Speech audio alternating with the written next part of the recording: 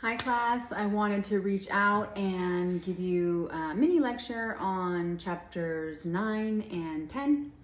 9 is introductions and conclusions, and it's important to understand that the 4 functions of an introduction are always included in all of your speeches. So number 1, you always want to start with the attention getter.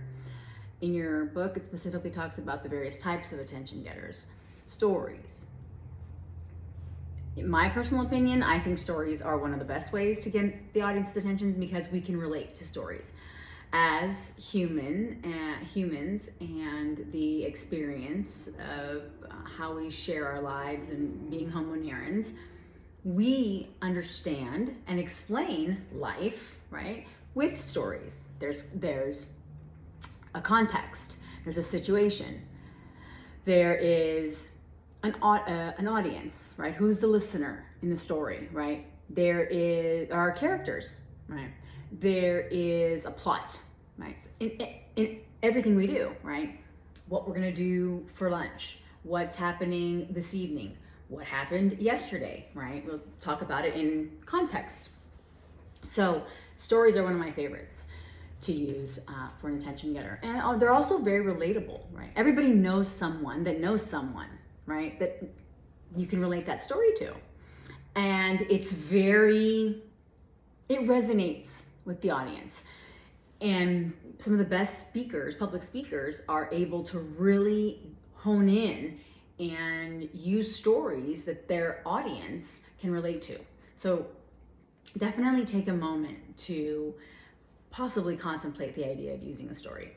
Questions are always good, but rhetorical questions, specifically the thinking questions, right? It's not just about asking a question, but a rhetorical question, a thinking question that they can go over in their mind as you're delivering the speech. You can use the rhetorical question throughout the transitions and the internal summaries as a theme, right? So again, questions for attention getters, thinking questions, rhetorical questions are definitely effective as well. Startling information, maybe even pointing out, did you know that half of your classmates, or if you're looking at each individual box, let's say this was a Zoom course, right? A Zoom meaning synchronous, right? So we meet, for example, twice a week and we're all on Zoom. For example, if your attention getter is a statistic like, look at all the boxes on your Zoom. Half of those boxes will be divorced in the next 20 years, right? It's relevant. It makes, again, the audience feel like, ooh, this could definitely impact me, right? This is definitely something I should be listening to, okay? So startling statistics. Humor is an option. Be careful with humor. It may flop, so be careful with humor. Practice it with various individuals if you're going to use humor. But again, it's definitely a possibility if that's what you like. I'm not going to stop anyone from doing whatever they like. Visual aids are also a way to gain the audience's attention. And then within the visual aid, people or speakers will incorporate stories. They'll incorporate statistics. They'll incorporate maybe a little bit of humor, but definitely it is an option for a visual aid. And that's the attention getters, right? So those are the attention getters. Quotes also. I wanted to remind you that if you can't think of something to say, maybe someone else already said it, and then you can use them as a reference. So, and all of you have already used the quote as an attention getter in the symbolic speech you all just turned in. So, you're already experts there regarding quotations for attention getters. So that's always an option. So attention getter, first function. Secondly, we're gonna look at the establishing relevance. Why should they care? So what? What does it have to do with me?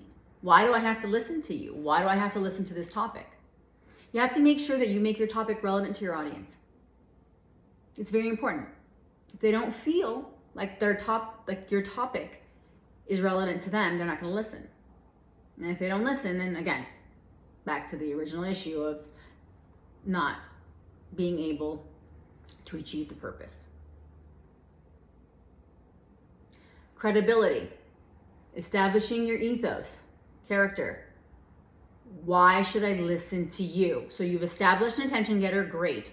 You brought in some common ground, made it relevant to me. Okay, the so what, why should I care? Got it, okay. Now, but why should I listen to you? You have to make it clear as to your qualifications, why it's important that you're speaking on it. Anyone can speak on it. Why should I listen to you? Right? And it can be as simple as I've done research on it. I'm interested in it. I've spent many hours volunteering my time at homeless shelters. Let's say we're talking about the homeless epidemic, right? Homelessness. You need to establish some type of credibility so that the audience understands that you are, in fact,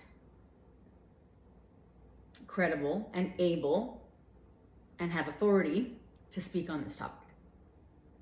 Okay. And then a preview. Somewhere in there you also have a thesis, depending on which outline I give you, right? Or which one you choose to do. But your preview, your main points, always establishing your main points.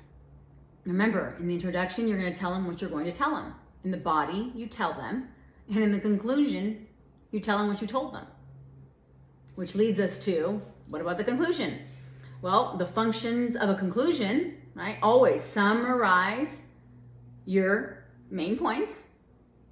Okay? It's your last call to action. If it's, referencing back to what the main purpose of the speech was, right? What was the main purpose of the speech? To inform. Well, then restate your thesis or say it in possibly different terms, but this is your last chance to say that. Right? Also, you want to make sure that you leave a lasting impression. Remember, the attention getter and the conclusion are the most embedded parts of your speech into the audience's brain, psychologically speaking. So you want to make sure that the engagement and retention is there. And you establish that by completing the functions in the introduction and the functions in the conclusion. So you review, right? You signal that the speech is going to come to an end. You review. You go back to your attention getter, whatever that may be. Now, that doesn't mean you necessarily have to state the exact same attention getter in the exact same way, but if you started a story, you can go back to the story and end it. If it was a thinking rhetorical question, you could possibly answer it. Right? If it's the numbers or statistics or some startling fact, maybe you can leave a lasting, did you want to be one of those, did you want to be half of the side that gets divorced or half the side that doesn't? Right. And then your last concluding thought. You have to provide closure. There has to be balance, right? So again, a successful introduction and a successful conclusion previews the speech and reviews the speech. And it makes the information available to remember. Your audience is more inclined to retain the information. Okay? Now with language, chapter 10, we'll move on. I want to mention that the importance of language is that how you say things is, we don't just describe the world with one word, right? We describe things with multiple meanings, right? The idea that language creates our reality, right? And in doing so, in a speech, right, the words you choose, biased, unclear, overgeneralizing, harsh, these words will limit the listener's ability to be engaged. They'll limit the possibilities of you informing, persuading, entertaining. Right? As a speaker, your obligation is to use words that help understand, right? Help paint the picture. In the textbook, it talks about concrete language. An easy way to think of concrete language would be like if you were to use your 5 senses to describe something, right? Maybe how it tastes, how it smells, how you see it, how do you hear it, how does it feel? Right? Harry Potter books, those are very concrete, right? I mean, they really make you feel like you're right there. So much detail in painting the picture. Because as a public speaker, again, your job is to make sure that the audience understands the same image or idea that you have in your mind. If you make it too abstract, you'll lose them. Right? And so the idea behind choosing your words wisely, okay, is more than just sounding smart, right? Or using big words, right? That's not what this is about, right? This is about using language to express yourself in a way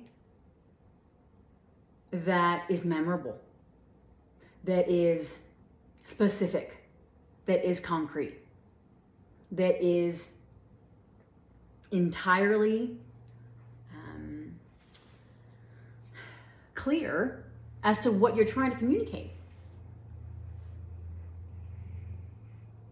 Now, if you're having trouble understanding what it is you're trying to communicate, that's fine too. But writing it down, right, or talking it through with someone can help, right? So, when we talk about informative speaking, you don't have to worry so much about persuading yet. So your terms aren't as, possibly, I've heard students say harsh. Isn't that a little harsh?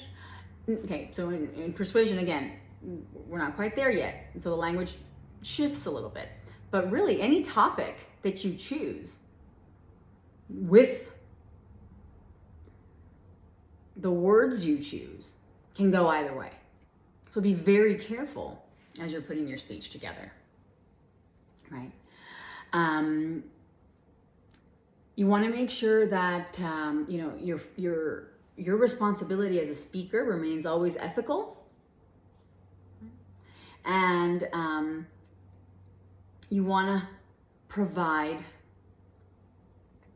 awareness, right, to your audience about how meaning is understood. Right? So depending on the things you say and the words you choose, right, that's going to make or break your speech. Sometimes there's this whole notion of cancel culture. Right? What's that all about? Well, if you say the wrong thing, you're out. You're done. Words are extremely important. Extremely important. Right? It's more than just, there's a connotative and a denotative meaning. Okay, so the denotative meaning, every word has a definition that we've given it. Okay, great. But a connotative meaning, what you associate with a word, right, carries a lot of weight as well. Right? Again, there are ways that we can be inclusive, right? Unbiased language, unsexist language, right? Because again, the more you use language that's open, the more your listeners will care. Because in the end, it's not really about right versus wrong, but more to the effect that you have a responsibility as a speaker to present the information in a certain way. That's why we went over ethics, and we went over sources, and we went over supporting material, and we went over how to orally cite sources, right? The topics that we choose, the structures, the organizations, the outlines, how we present.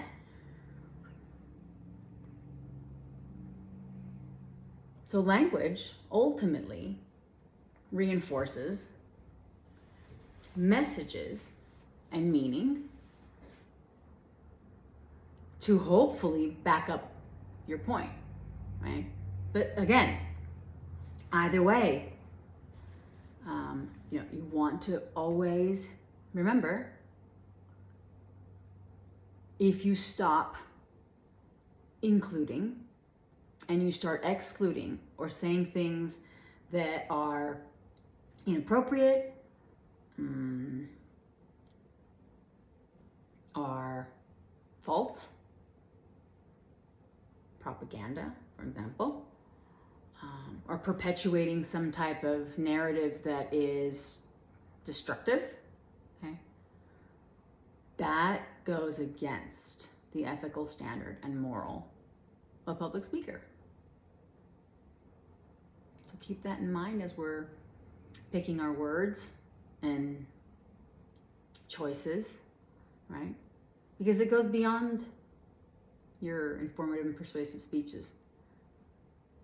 It goes deeper than that, right? It goes into your life, into your interpersonal relationships, romantic relationships, all the relationships of the world, any interaction that you have with a human, another human. Our language shapes us, and in doing so, you have the power to create or dismantle. So be very careful with what you choose to say. Again, as always, if you have any questions, please contact me. Let me know. There are some great resources in Module 6. Be sure to get into Chapter 9 and 10, again, located in Module 6, Week 6. And your Discussion 6 is on language, so hopefully that'll give you a little bit of a better understanding. But again, if I can help you with anything, please let me know. And I hope that you all enjoyed putting the symbolic speeches together. I will see you next time. And please, please, please, please do the evaluation. Otherwise, my superior won't know if I'm helping you all or not. All right, everyone, take care. Bye.